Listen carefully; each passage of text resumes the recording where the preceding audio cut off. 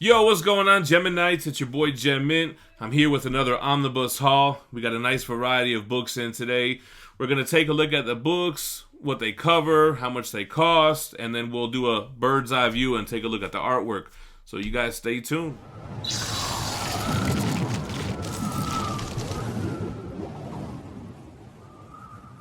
Alright guys, so here we go. We have two Marvel Omnibus. We got the Marvel Knights Omnibus by Joe Quesada, which is really a Daredevil book, but it collects Daredevil 0 through 15 and the 1/2 issue from the 1998 series, which leads into the Bendis run. Then you have Daredevil Father 1 through 6, Marvel Authentics Daredevil 1, and material from Marvel Knights Double Shot number 1. This book has a $100 cover price, but like most of my new books, I got it from InStockTrades.com, and it was 50% off? Something like that, 50% off.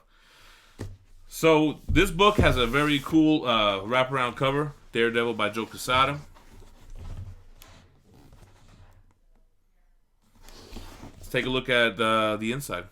Alright, so you got the Marvel Knights Omnibus by Joe Quesada. You got some Kevin Smith stories in here. And it really is just 0 through 15. And then the Bendis Daredevil Omnibus starts at issue 16. So I don't know why they called it Marvel Knights. I don't know. Yeah, they probably could have got away with calling it like Daredevil by Joe Quesada. I mean, it only has Daredevil stuff in it, so maybe they plan to do more Marvel Knights Omnibus, which would be dope.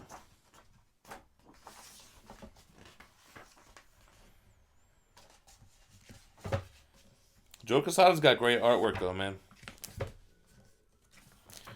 And I'm a fan of Kevin Smith. I don't know if I've ever really read any of the comics that he's written. I mean, I know he's done that Green Arrow, but I've never read it. I know he always had a distinct way of writing dialogue in his movies. Like, his characters always had a lot of dialogue, and they all kind of sounded like the same, like with the vocabulary that he uses and stuff. But I like it. Ton of bonus material in this one.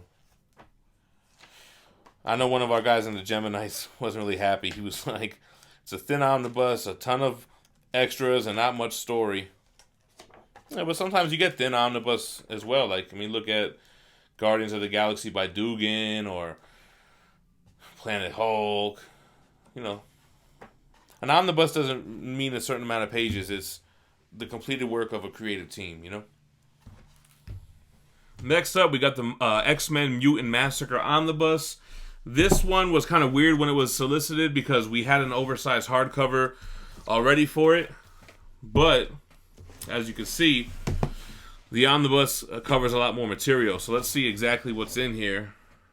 This collects X-Men 210 through 219, Annual 11, X-Factor 9 through 17, and Annual 2.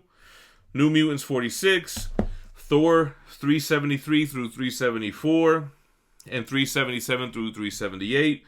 Power Pack 27, Daredevil 238, Fantastic Four vs. X-Men 1 through 4, X-Men vs. the Avengers 1 through 4 from back in the day. And that is it. So it looks like the oversized hardcover just had X-Men 210 through 214. So this one had more X-Men issues. X-Factors 9 through 11. So this had like 6 more issues from there. And then they both had the New Mutants 46, Power Pack 27, Daredevil 238. This only had Thor 373 through 374. So it just has probably the aftermath on those tie-ins. But more material. And I really like the Wolverine Sabretooth wraparound cover, man. A lot of good Wolverine art during this time. He goes like the interior cover page. But yeah, I want to say Uncanny X-Men 212 is the first battle between Wolverine and Sabretooth. Don't quote me on that. Let's take a look at the inside. All right, so here goes the front of Mutant Massacre. I do like the artwork. It's the same that they used for the oversized hardcover, except it has a red background. This is the X-Men 211, I believe. I think that's the first battle. But they don't have that in here, huh? They have it, but I don't see the picture of it. Oh, maybe I'm thinking that cover is 213, and that's what they don't have in here. So, yeah, I definitely love this artwork. This Wolverine vs. Sabretooth. And I mentioned that, I'm reading Inferno right now. And this takes place right before Inferno. I wish I would have waited to read this first. Yeah, because it's right during the time where, X-Factor battles Apocalypse, and Archangel loses his wings, and then the X-Men get transported to Australia, but everybody thinks they're dead.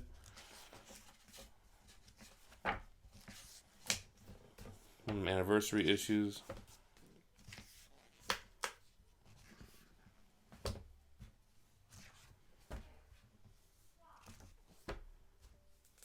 Madeline Pryor and Cyclops stuff. This is probably when Jean comes back. Some Juggernaut. Back to Thor. Quicksilver stuff. It's like Power Pack. Yeah, it'd be cool just to read the Fantastic Four versus X-Men and the original Avengers versus X-Men. I remember hunting those down in the wild around the time AVX was coming out. And I realized that there was already a Avengers vs. X-Men, another rehash animal. Cool pinups. Nightcrawler, Colossus, Kitty Pryde, Shadowcat, rocking the Star of David. I see you, girl.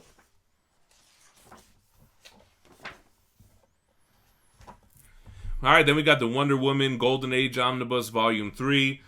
Nothing really new here with these Omnibus.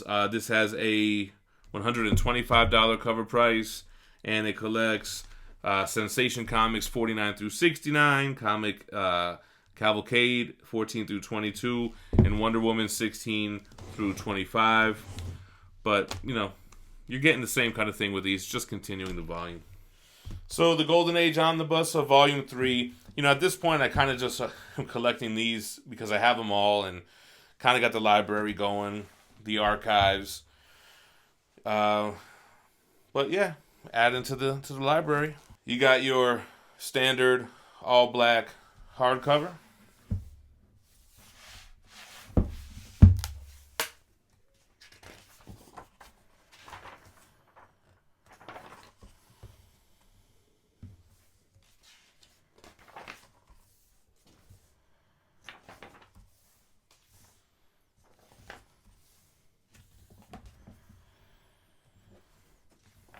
Honestly, I don't know when I would ever sit down and read these. Probably never. But I just feel like, I don't know. I've always been a completionist.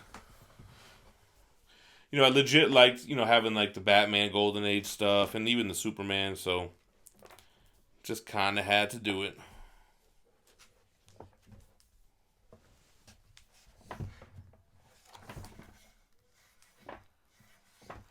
Maybe one day I'll get to it, knock out one issue at a time. So last but not least, we have the long-awaited Absolute Transmetropolitan by Vertigo Comics, which is an offshoot of DC Comics. They're more mature label.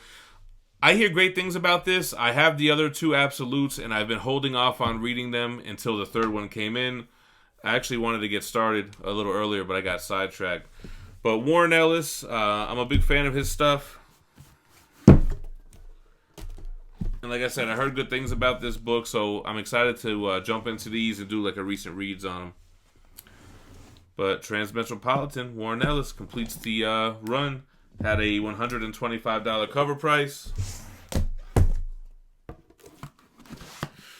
And I noticed when you get Absolutes through in-stock trades along with other books, they always give you the oversized box with the packing peanuts, which I hate. They get everywhere. They're a pain.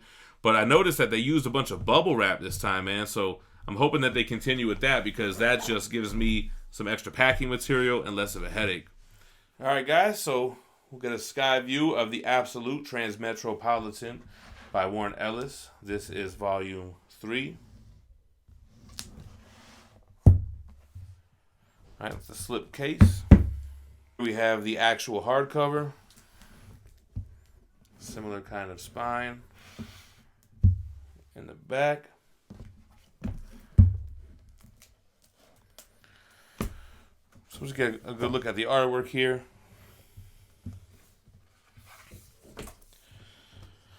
Looks pretty good, man. Nice big pages, big panels. Interesting looking artwork. Looks like Derek Robinson and Rodney Ramos. But it looks like a mature read. It reminds me of reading like Preacher or something along those lines. I'm excited to read it, man. Get sketches in the back, probably scripts. Some merch. Cool. That is the haul for today. Pretty decent haul. 2 Marvel books, a DC Golden Age, and a Absolute Edition. I'm actually reading the Inferno oversized hardcovers right now, and it's kind of like around the same time as this Mutant Massacre. I think it takes place right after, actually.